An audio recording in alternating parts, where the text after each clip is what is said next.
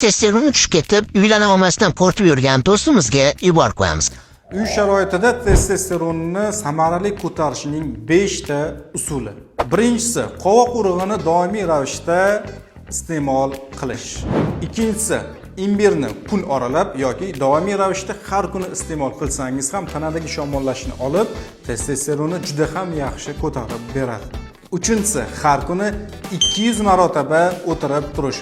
Avvalambor birinchi galda qiyin bo'ladi. Buni 50 tadan boshlasangiz ham bo'ladi, lekin doimiy ravishda kuniga 200 marotaba qiling. To'rtinchisi, voqli, uxlab voqli turish. Bu nafaqat testosteronni ko'tarishga, balki umumiy ravishda gormonlarni yaxshi faoliyat olib borishga yordam beradi va kun mobaynida yaxshi kayfiyatda yurishingizga ham yordam beradi. Beshinchisi, kuniga 10 ming qadam yurish. To'g'ri, birinchisiga oson bo'lmaydi. Eng kamida 2000 qadamdan boshlaymiz va 10 ming qadamga chiqib buni muntazam ravishda davom ettirib boramiz. Ma'lumotlarimiz foydali bo'lgan bo'lsa, kanalga obuna bo'lamiz va testosteronni tushib ketib, uylana olmasdan qo'rqib yurgan do'stimizga yuborib qo'yamiz. Bir piyola may uzatdim, ichmasang ham mayliga.